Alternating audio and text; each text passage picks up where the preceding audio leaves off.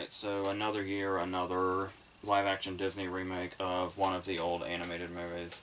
And I figured just to kind of go along with the theme of the remakes we've been doing this past week, that we would go ahead and talk about the original animated movie after we talk about this new one by Robert Zemeckis. So let's do that and start with this one. And going into it, I'll say what I say when we approach any of these live action remakes, which is, yeah, first of all, yes, they have been getting seemingly, to me, progressively worse as they go. There's a few of them that I don't hate really at all, and there's a few that I don't hate as much as they are often hated by people. But I totally get most of the criticisms there. But I do also think it's one of those cases where people will hate these movies just merely for existing, and you probably won't get too much actual criticisms out of them. They'll just kind of watch it with a microscope and say what they hope the rest of the internet is saying so that they sound informed. But that's, just a fraction of people. But yeah, there are people that will go into this with preconceived notions that it's going to be bad, and yeah, they'll mostly be right in this instance. Like I said, I feel like we are getting kind of progressively worse. I think this is probably a little better than Favreau's Lion King, but this one has the decency to only be like 10 minutes longer. As far as if you're counting the time the end credits start, it's only about 10 minutes longer than the original animated movie. Not the 40 extra minutes they added to the Lion King for no reason whatsoever. Um, so going into this, I was actually somewhat optimistic because when I had gone in, I'd already known about like the 29% on Rotten Tomatoes and how pretty much everybody was just hating it and shitting on it. And the what I consider to be one of the best moments in Disney's animated history is like the first night that happens in the animated movie. The night that Geppetto makes the wish, and then the blue fairy comes, and then Pinocchio comes to life, and everything happens then, and on that first night. So it's like, how's this movie going to handle that? And it's like, if they don't mess that up right away, because it'll be the opening moments of the movie, then maybe this will be make or break. We'll know if we have something. But maybe that's not necessarily telling, because honestly, I thought the first 15 minutes of this one went okay. So when it starts, obviously, we're getting the Disney logo, and it's like, this is when it occurs to you, oh, I'll bet they absolutely loved when the opportunity finally came to make this movie, because they've just been aching to use the fact that for the longest time, this Disney logo that has exists for the longest time now already is playing When You Wish Upon a Star. So it's like, oh great, now we can actually, play with that, because we have the actual movie now. And yeah, it's relatively seamless how they do that, with Jiminy Cricket just sort of floating in and finishing the song off. That's fine. And then we get a good look at Jiminy, and I was surprised because obviously with Zemeckis' animation, we've kind of seen it's a bit touch and go. There's times where it's like really, really amazing and some of the best out there, and then there's other times where it just you have no idea what happened. Something like it looks incomplete, maybe a little scary. You're not sure. And we were getting a lot of close-ups of Gemini here, and I thought he looked quite good. And it was especially interesting that I didn't know going in that Joseph Gordon-Levitt was playing him, but honestly, if I didn't know that going in, I don't know that I ever would have figured that out, because I don't know if they maybe altered his voice a little bit in post-production, or if that's all him. But I can definitely appreciate when an actor is hired to do a voice, and it's not just them, like, coming in and just sort of speaking normally, when they, like, actually try to do something that's, like, not their own voice. So, and I thought that was surprisingly well done, as far as, like, not even being able to really tell that it's him if you don't know. And then, yeah, we come in and we get the introduction of Geppetto, who is naturally Tom Hanks because it's Zemeckis. And yeah, there's this touching sort of introduction to him where he's putting the finishing touches on Pinocchio, and it's being alluded to that Pinocchio is like the homage to a child that he lost. And it's just this really nice thing that's just him, and like just thinking about the fact that this is basically Hanks having a whole scene to himself in this recreation of his house that's very very well put. The production design as far as the interior of this house is pretty amazing. Not just like with how the way it looks, but also kind of recreating what it looked like in animated form. Um, but there's also, Figaro and Cleo, and that's where we kind of fall short, and they are like sort of clearly animated, like where Jiminy Cricket does look like very very detailed in this really effective way. Figaro and Cleo are obviously like extremely animated looking at all times, so that's maybe a little bit off putting, but still for the most part I thought this scene was pretty much going fine. Um, and then naturally, after we have the scene where he wishes, which is also a nice scene, the way they kind of play it out a little bit more, I thought was well done. Where he like really, really puts thought into what it is that he wants and what he wants to wish for. I thought it was really like just anything here where Hanks is just sort of by himself. I feel like he was handling well, and then Cynthia Erivo's Blue Fairy comes in, and it started to lose me a little bit because when you think of the Blue Fairy coming into this scene, you think being like, having this enchanted feeling, having this very magical feeling to it, where it's like you're kind of crossing the line from a sort of real world into this magical land, like Dorothy going from from inside the house into Munchkin Land, something like that, that feels like that.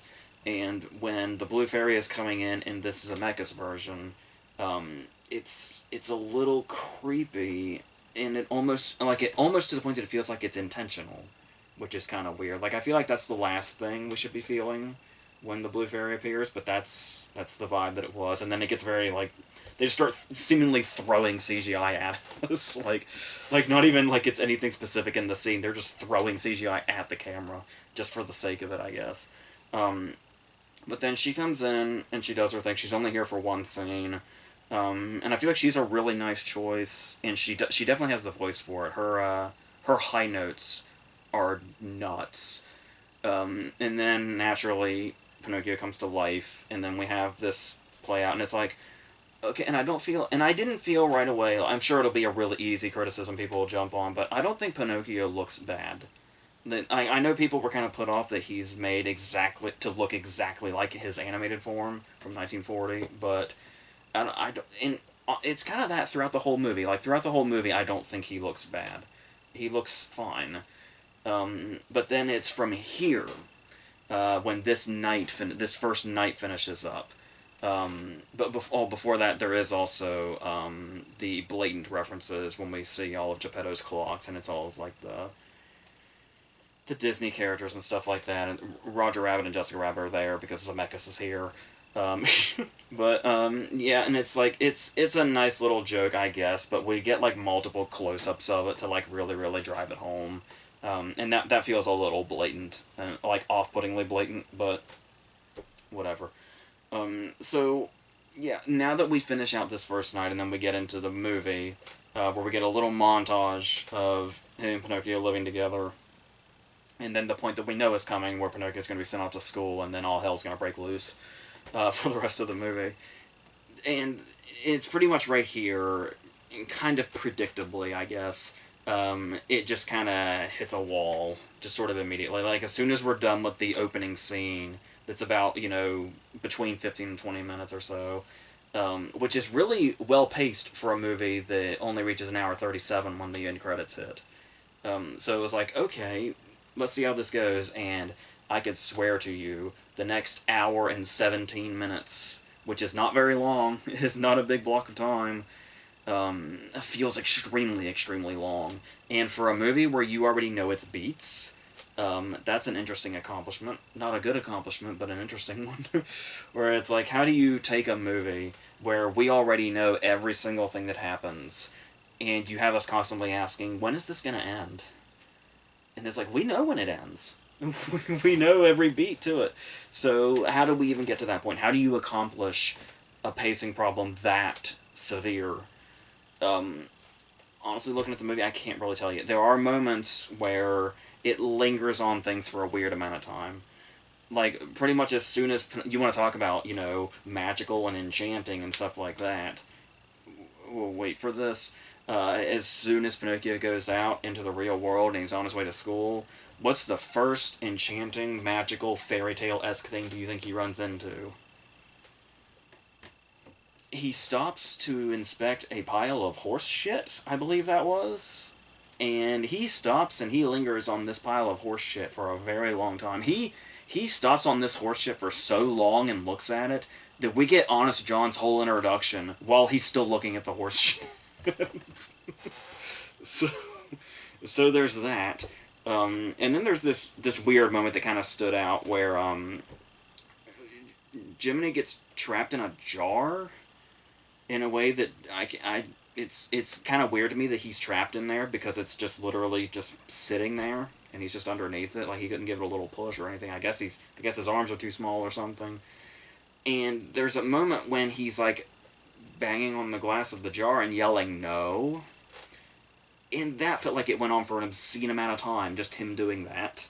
And so this is where you start to add it to where it's like, I think I get now why this movie might feel so long.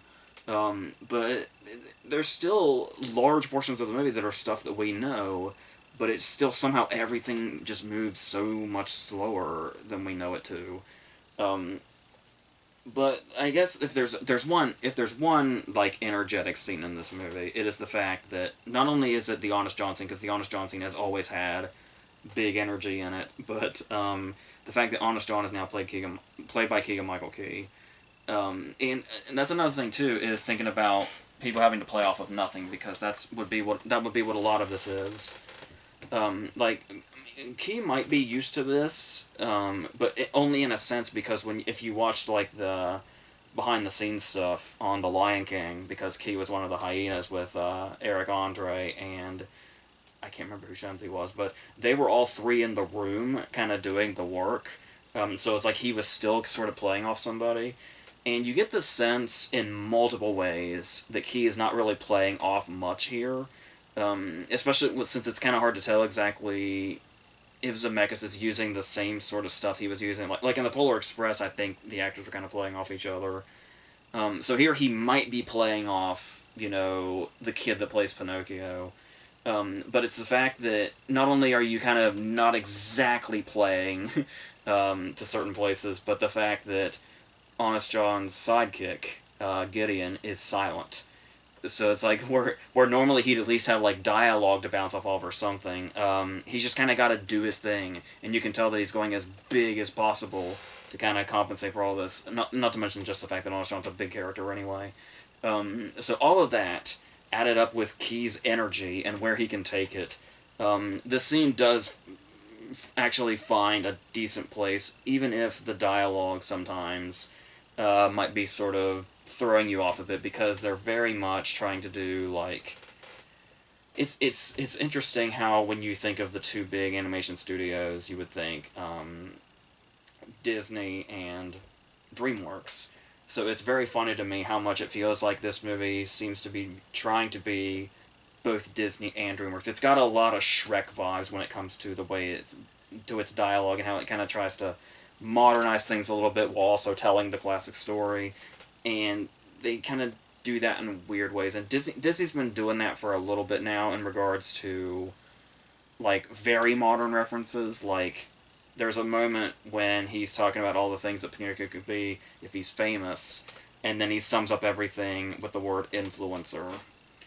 And it's like, yeah, we associate that word with something now, but it's like I could still kind of see it being used in the context that it's used if we weren't calling people like influencers that.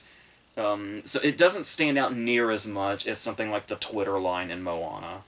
But then we get stuff in here like how, because Pinocchio is made of pine, which they remind us many times, one of the stage names Honest John briefly suggests is Chris Pine, which he immediately rejects and says that's no good, that would never work.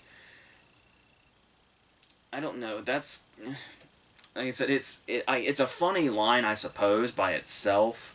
Like, in the context, everything just feels really weird with how they're trying to be jarringly modern, while at the same time trying to be the same story. And it's I don't know. And then they also throw in these certain jabs, like there's jabs at agents, which are kind of funny, and there's the moment when he's talking about taxes, and Pinocchio says, like, what are taxes? And he says, well, you're going to be famous, so you don't have to worry about those. And it's like the lines, like I said, they're lines that are funny, but like just being in this context, it's really weird, and it's like it kind of takes away from your appreciation of the line itself, where you just feel like I don't know where the hell what other random middle ground realm are we in at the moment. I don't know. So it can kind of be doing its job, but also distracting at the same time. It's weird. And then we get to all the different classic scenes. We have to go down the checklist. So we do get I've Got No Strings in that whole thing, but this movie does have a problem, as you can probably guess, which is adding new characters that don't really add much else. Like, they kind of turn I've Got No Strings into this sort of duet with this girl that's here that serves a little bit of a purpose, but doesn't really need to be here because we've already seen this story without this character, and he was able to get from place to place just fine through other means. But I don't what just you would think it would be like, oh, maybe adding this person will speed up the process of getting him from place to place, but no, because we keep stopping for songs. Like, this movie kind of really wants to be a musical, but it doesn't really have like it's not a musical in the sense that the original animated movie feels, where we got like a song occasionally that also kind of fit the scene. No, this is basically, remember when Zemeckis had to shoehorn in that one random song in the Polar Express, and it's like just sticks out. It's like, why is this here? Why is just one song here? Um, that's how all the songs in this feel that don't come from the animated movie. So, and you got to kind of get used to that because there's like, I don't know, three of them. I lost track. Definitely more than one. Definitely more than there should be. And she just has seemingly. I mean, she's here and she gets things going, but everything feels forced. Like, when we get to the point where he eventually, obviously, once he gets a Stromboli, then he's going to get caged. Then once he's caged, he has to do the lie scene with his nose. And the lies that he tells are so weirdly forced. But the thing here, obviously, is that they're attempting to use his nose growing for a practical reason. And that's why. So, yeah, so they kind of try to change the scene based on that. And while it does seem like, oh, that's an interesting thing to add, and it's like where it's like you're kind of expanding on it a little bit, like I said, it just feels really, really forced and not, oh, this is an inspired moment that kind of turns the scene into a little bit of something else, which, if it's good enough and inspired enough and makes enough sense to keep things moving, then, those are the kind of changes you would want to make. But I don't know that I can recall a change that was made that was for the better. And my mind was open to it, like, like I wasn't going to say, like, all changes suck. Because they're not in the animated movie. But that's the thing also, is people will complain, if you make changes, and people will complain if you're the exact same thing, that it just doesn't matter. But, yeah, there are reasons to make changes, just this movie never found them. So, so there's that. There's a point in time where he meets Luke Evans, who is the guy that takes them to Pleasure Island. And he's clearly having a lot of fun. He's having, like, seemingly the same amount of fun that he had when he played Gaston, which was fine. He was fine there, too. So, there's a moment where he says, who doesn't believe in transformative experiences? And it's like, that's a really dangerous question for this movie to ask. Because you're trying to transform this story into something else, but also the same, but you're just not getting there in any good way whatsoever. So that's unfortunate. Another character that they add here is Lorraine Bracco as a bird. A bird of convenience. She'll take Jiminy where he needs to go. She'll take letters where they need to go. Do you remember the scene in the original animated movie? This really magical scene where it's really dark and gloomy, and Pinocchio goes back home, and Geppetto's not home, and he doesn't know, like, he feels lost, he doesn't know where to go or what to do. and then the Blue Fairy sends in that dove who like comes in and drops that letter, and it's like it's a very contrived way to get Pinocchio where he needs to go. But still, to add that moment of magic to it, to see the bird like descend and have like the blue and all that, there was something just really magical feeling to it, especially against the night. Um, and here, first of all, that scene does happen not at night, where he's stuck outside his house without Geppetto there. Geppetto's the one that gets the letter actually, and yeah, it's just the bird just goes from place to place, and that's about it. Like that's where the magic went. Was we'll just add another character. It'll take up some time, and we'll be able to do kind of the stuff we did, but also not really. I don't know. I don't know. It's enough to fry your brain, I think. But there's also, come to think of it, there was also a guy at the very beginning that came in and wanted to buy Geppetto's clocks, or buy a clock from Geppetto. And he kind of pushed the guy away and said, like, no, these clocks mean a lot to me. And then the guy left, and you kind of think that's going to come back into play, where it was like, oh, great, we're already introducing characters that don't matter, that are new, and just taking up time.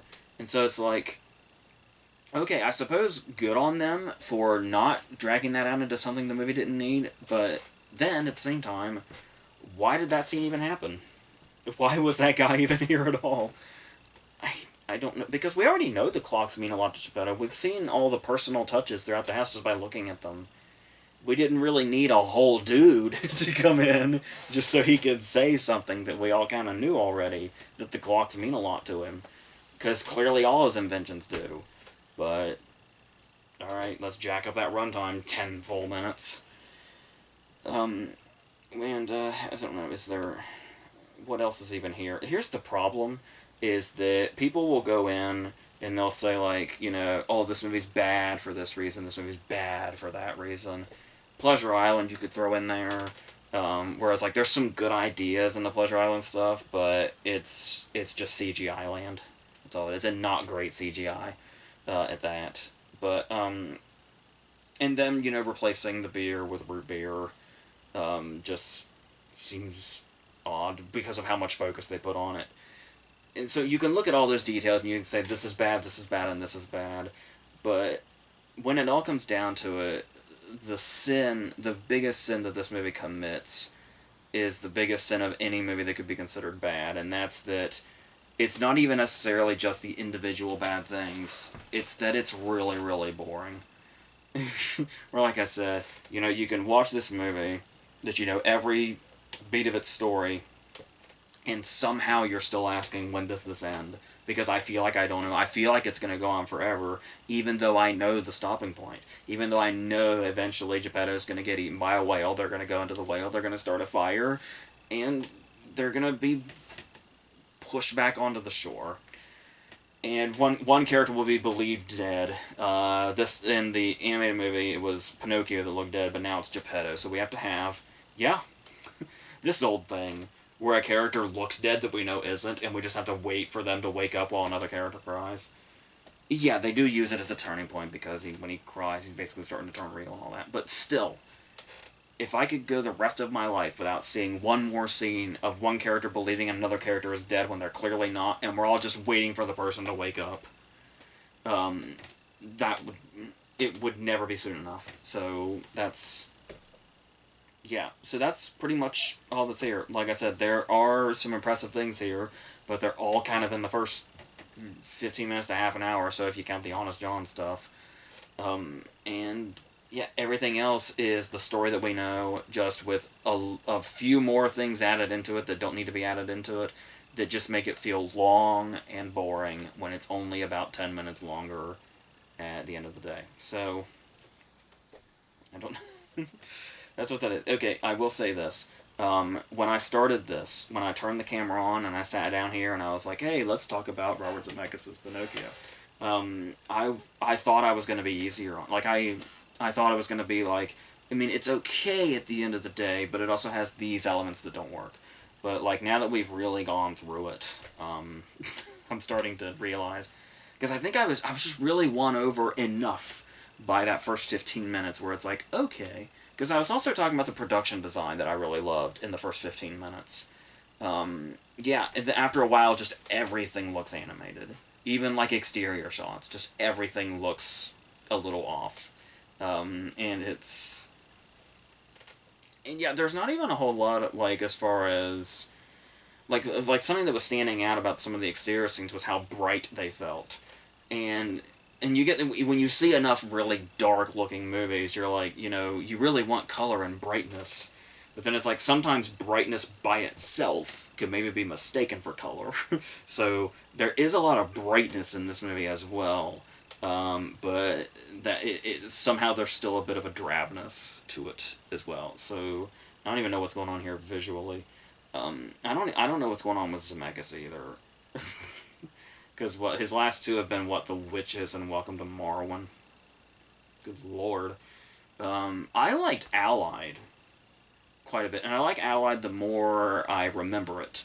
And that was 2016, and it's like you'll notice that didn't have much to do with making everything CGI, making doing motion capture and stuff like that. It was just a movie, as far as I remember it, and maybe he should just give that a go again. And like Flight wasn't that long before that. It's like maybe get away from this and see what else you can do with just a regular movie. And when you're doing CGI, do it subtly or not as over the top, like the Forrest Gump stuff. But I don't know. But it's unfortunate. So that's what that is. So I would like to just talk about the animated movie, just to kind of maybe wash the taste out of your mouth, I guess. And just acknowledge, because this whole thing could have been like, this is what this one did, and this is what this one did. So let's just go ahead and talk about this one. And I will say right away how I've already said that the first moment of this, where we have the moment where it's Geppetto at home alone with just Figaro and Cleo, and Jiminy's introduced, and then Pinocchio comes to life, and the Blue Fairy's here, and all that. And like this whole sequence is probably one of the best things that Disney has ever done. And yeah, when we get that first opening shot of just the town itself with Jiminy narrating, and like we see the stars, and then we sort of pan over the town itself. It just looks like one of the most peaceful settings in any movie ever. And then we go into this very eventful night where all this goes down, and just everything about this moment just has that magical vibe to it. Not just because literal magic is happening, but it just has that feeling of it. Like this sort of, like, yeah, it's got the fairy tale feeling of where the story, essentially comes from, just obviously not with the darkness yet. But also just like the look of it is almost like the transition of you falling asleep and then transitioning into like the dream world is what this sort of pan over the town feels like, and then said dream world is what takes place in this scene. And the way they approach that, just the magical vibe in general, where it's like because there's a line here that I've always loved that they drew a little too much attention to in the Zemeckis one, where there's an irony in the fact that Geppetto wishes for Pinocchio to become real, and Jiminy's line is, "It's a lovely thought, but not at all practical." And it's like, the fact that line is being said by a talking cricket. I've always loved that, but then of course the Zemeckis movie had to basically make him say that blatantly. Like basically say, "Oh, that seems odd, and I'm a talking cricket," and so it's but that doesn't. But that's the thing, is you can't let that kind of stuff ruin this stuff. And a lot of people that will say these Disney live action movies happening are ruining these movies. Those people are clearly idiots. These movies will always exist in their perfect form.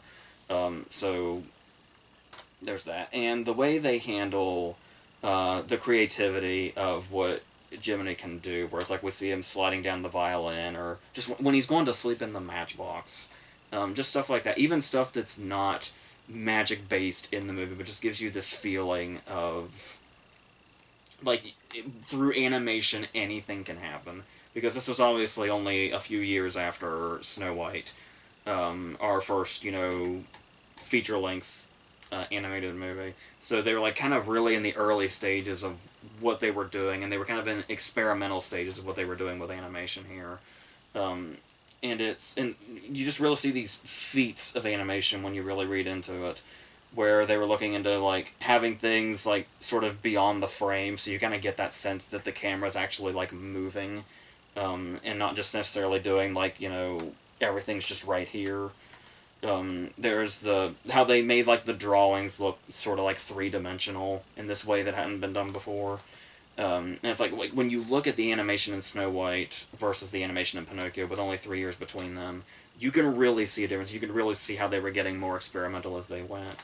Well, I don't think this is the quality of Snow White as far as most of its qualities. That is certainly something that you can draw attention to, is the way the animation was changing in just that short amount of time, and with not the technology that we have now. Um, but going on still on this opening scene, another thing that the Zemeckis movie did address I mean visually, was I did always find it interesting, and maybe this is just me being weird.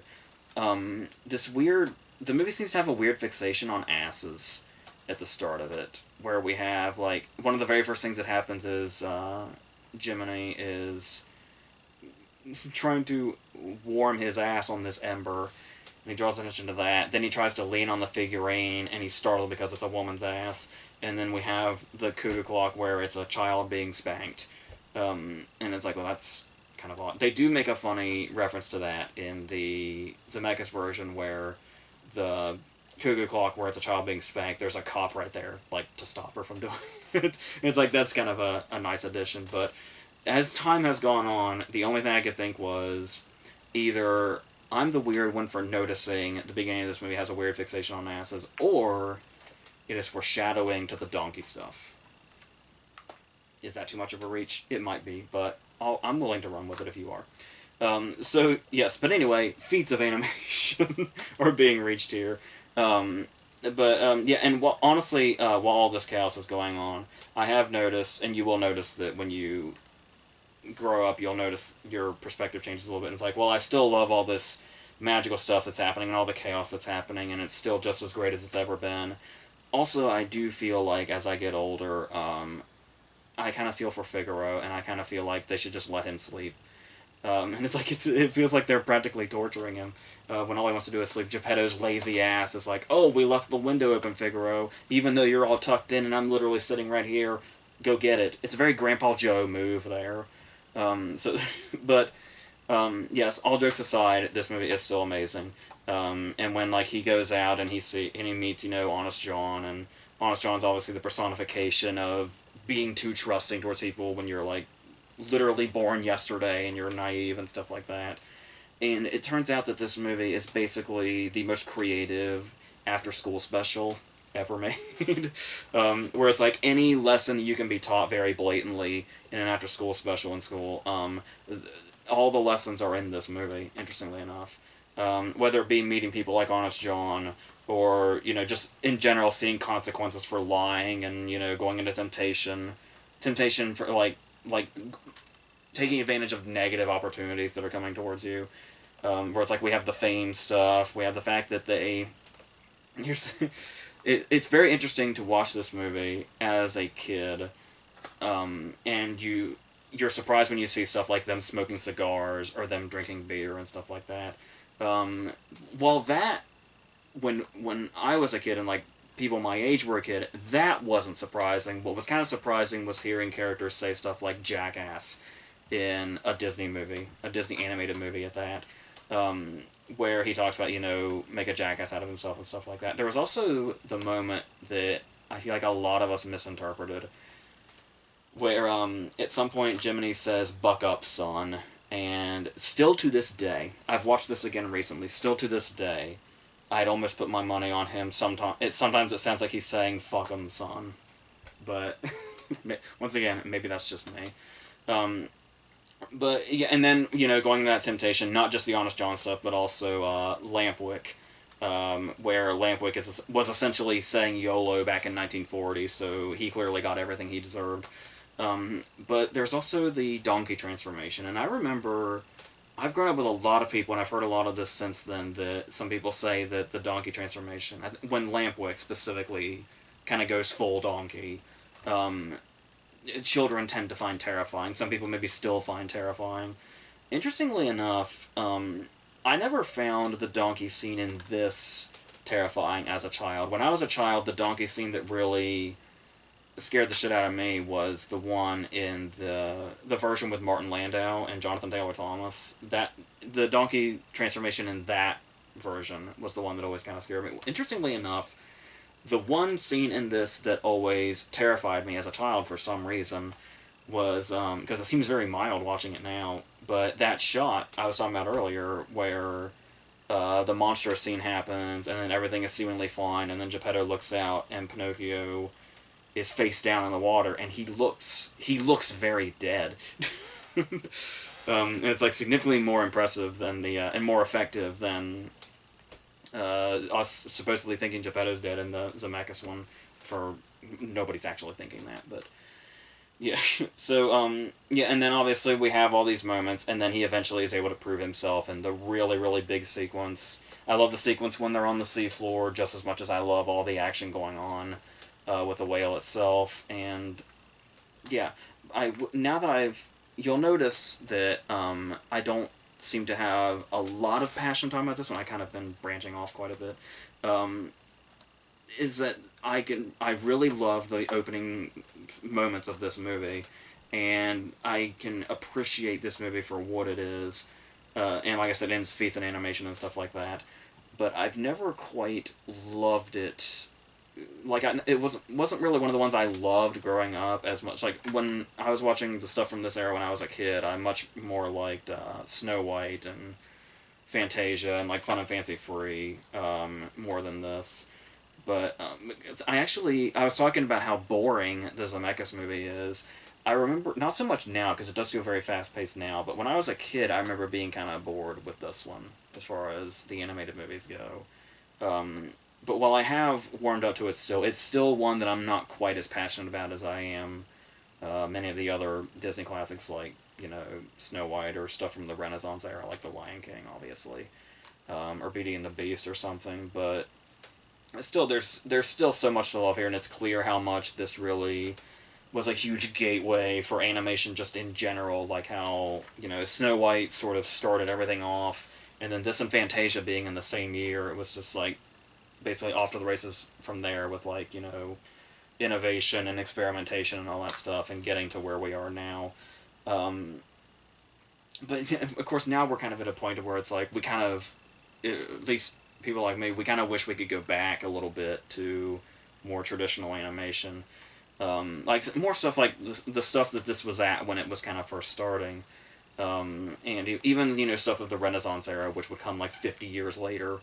But like, yeah, now it's just too much CGI and too much sort of lifelessness, which is no more apparent than Robert Zemeckis' movie that we just talked about. So now that we've come full circle, I think we can end this here. So the next thing is going to be another William Hurt video, I believe, and then another remake. We're going to stick with this remake thing for a while, and we'll have, obviously, stuff in between, and more reviews and stuff like that. So until whatever the next thing is, I think that's it.